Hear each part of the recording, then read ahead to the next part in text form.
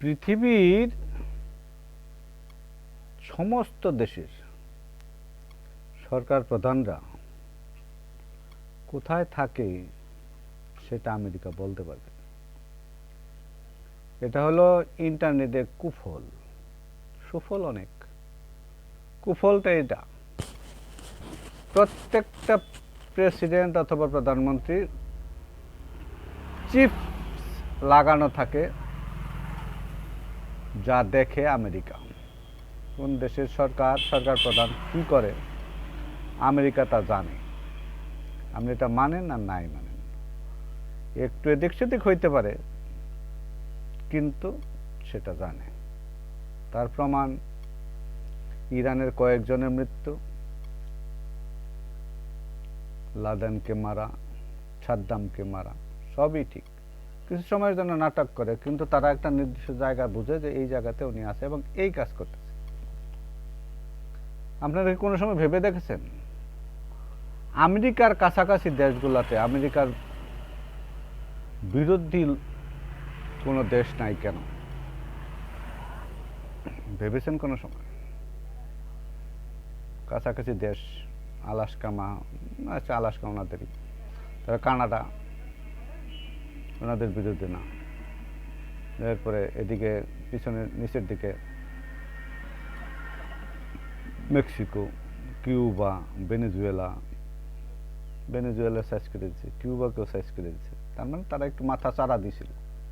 মাথা চারা দিবেন তো কারবার সারা। Nicaragua, Colombia, Ecuador, Peru, Guyana, এগুলো সবই তো তাদের কাছাকাছি দেশ।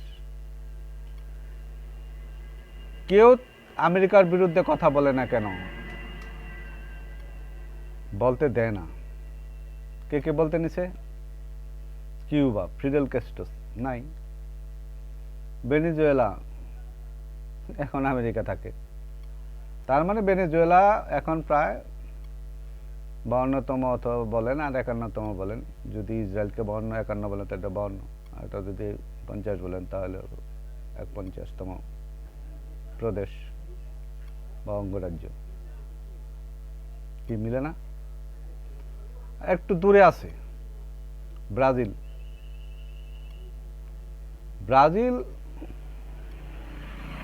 আমেরিকা বিরোধিতা করে, যার জন্যই ব্রিক্সের অন্তর্ভুক্ত। আর্জেন্টিনাও আছে, কিন্তু আর্জেন্টিনা তো 50-50, কিন্তু তাদের কপাল দুঃখ আসতেছে। আসল কথা শুনেন, আমি একটা জিনিস বলি। মনে করেন আপনি ইন্ডিয়াতে গেলে কি প্রথম আপনি বাংলাদেশের টাকা দিয়ে ইন্ডিয়ান রুপি কিনবেন, এরপরে ওই জায়গায় আপনি বাজার টাজার যাই করেন, ইন্ডিয়ান জিনিসপত্র কিনেন, আবার ফিরে আসেন বেড়ানে, মানে মোট কথা রুপি দিয়ে আপনি ওই দেশে যা করে সব রুপি দিয়ে করলে, আবার আসার সময় আবার রুপিগুলো জমা দিয়ে বাংলাদেশের টাকা নিয়ে বাংলাদেশে ফেরত আসছেন। এবার আপনি একটু বুঝেন তো, এই আপনি যে ইন্ডিয়াতে বেড়াতে গেলেন, ইন্ডিয়ার কত রকম লাভ হয়েছে? আপনি প্রথম বাংলাদেশের টাকাতে ইন্ডিয়ান রুপি কিনছেন, ইন্ডিয়ার লাভ হয় নাই। আবার এই রুপি দিয়ে আপনি ওই জায়গায় ঘুরছেন, বেড়াইছেন, হোটেল ভাড়া দিচ্ছেন, আসার সময় জিনিসপত্র কিনছেন, সব রুপি দিয়েই কিনছেন, ব্যবসা হয় নাই। আবার আসার সময় আপনি ওই রুপি বাংলা টাকাতে কনভার্ট করে নিয়ে আসছেন, ওনাদের ব্যবসা হয় নাই। কারণ আপনি যে টাকা কিনছেন বেচার সময় কি ওই টাকা পাইছেন? পাননি। সেম ঘটনা ডলারের বেলায়। এটা একটা ছোট্ট বিষয় যে আপনি রুপি আর টাকার মান খুব বেশি পার্থক্য না, কিন্তু ডলার সারা পৃথিবীতে চলে ডলার। মনে করেন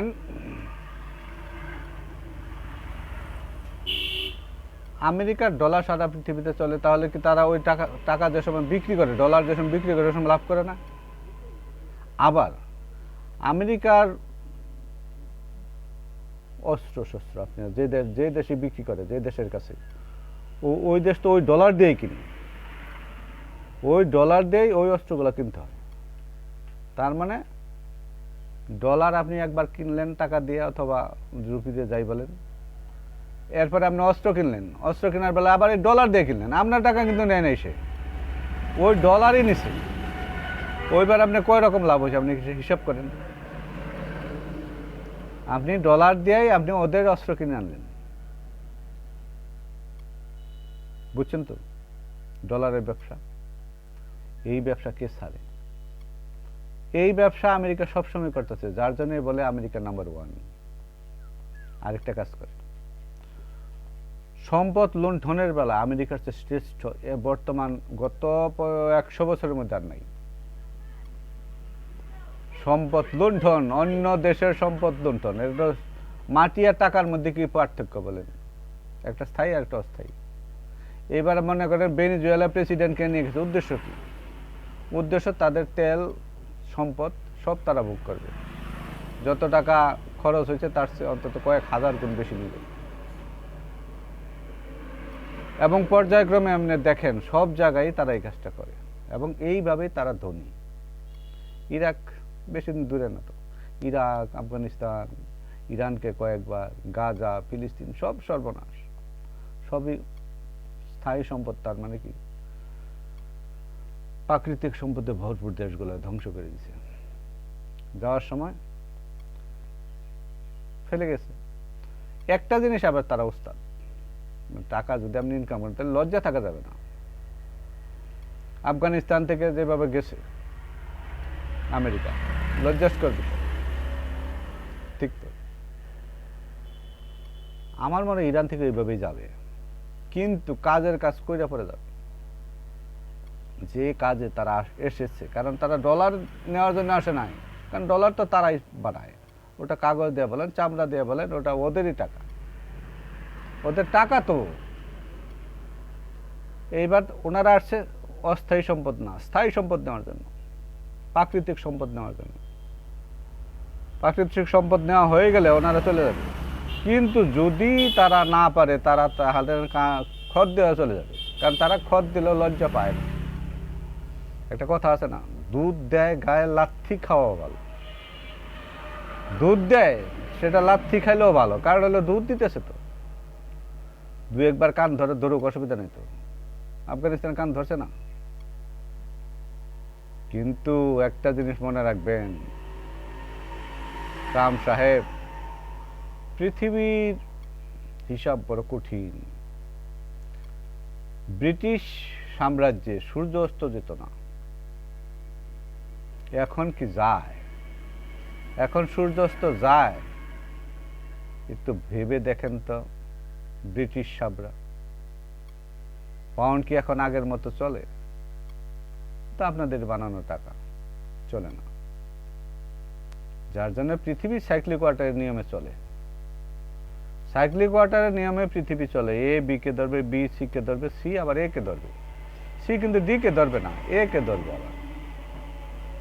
তারা বলে এক পুরুষ রাঁধতে পারে, আরেক পুরুষ খায়, আরেক পুরুষ করে হায় হায়, এটাই এবিসি। সৃষ্টিকর্তা সবাই মানে,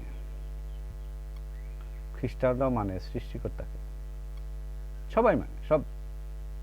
যারা মানে না তারা অন্য জিনিস। আপনার যেমন ব্রিটেন আছে, আপনার এটা কি বলে আপনাকে, আপনার ডান হাত। চীন রাশিয়াকে ডাইন হাত তৈরি করে ফেলছে, কিন্তু রাশিয়ার ডাইন হাত কে জানেন? কিম জং উন, তার মানে উত্তর কোরিয়া। ওনাকে সামরিক অস্ত্রশস্ত্র তৈরি করার জন্য সাহায্য করে চীন এবং রাশিয়া। আমার মনে সবচেয়ে বেশি রাশিয়াই করে, চীনও করে। পারমাণবিক শক্তিধর কে বানিয়েছে? রাশিয়া। উদ্দেশ্য কি? ব্রিটেনের মতো আরেকজন আরেকটা ডান হাত তৈরি করা, সেটা কিন্তু হয়ে গেছে। আপনি এসেছেন ইরানে যুদ্ধ করার জন্য না, আপনার স্বার্থ হাসিল করার জন্য। কিন্তু রাশিয়া, চীন কিন্তু তাদের ডান হাতকে বলছে তুমি তোমার এই কথাটা বলো, বলছে বেশি আজ্ঞায়েন না, তাহলে আপনার ডলার ও পাউন্ড হয়ে যাবে। ডলার পাউন্ড হবে, কিন্তু কত দ্রুত হবে না আস্তে আস্তে হবে সেটা সময়ের ব্যাপার। ট্রাম্প সাহেব ডলার পাউন্ড হইতে বাধ্য। এ বি কে ধরবে, বি সি কে ধরবে, সি এ কে ধরবে। সাইক্লিক ওয়াটারের নিয়ম, পৃথিবী এইভাবেই চলে। ব্রিটিশ সাম্রাজ্যে এখন আর সূর্য অস্ত যায় না, না সূর্য প্রায় উঠেই না, ওঠার পরেই ডুবে যায়। আর আগে তো অস্তই যাইতো না। অত বাড়া ভালো না।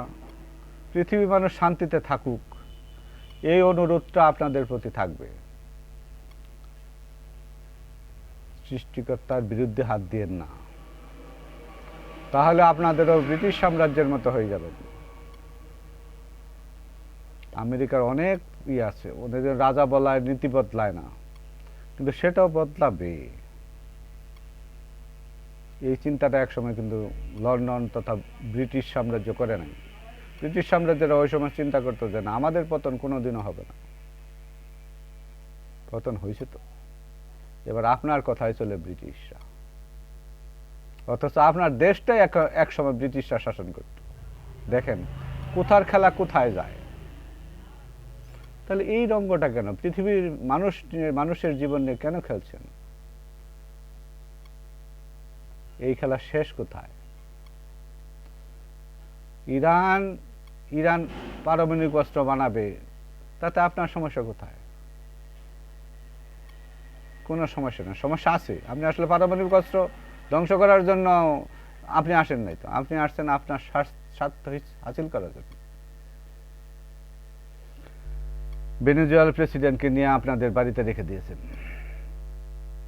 আসলে তো ওনার প্রেসিডেন্টকে আপনি নেন নাই, ওনার যে সম্পদ আছে সম্পদগুলো চুষে খাওয়ার জন্য আপনি ওনাকে নিয়েছেন। এই কথাগুলো সত্যি, আপনি মানেন না মানেন। এই জন্যই বলি, পৃথিবীর মানুষকে সুখে থাকতে দেন, তাদের দুঃখটা কেন আপনি বাড়াচ্ছেন? আপনি ট্রাম্প একজন মানুষ, আপনি যদি 900 কোটি মানুষের জীবন নিয়ে সিনেমিনি খেলেন, সেটা যে সৃষ্টি করেছে সৃষ্টিকর্তাকে মানবে না।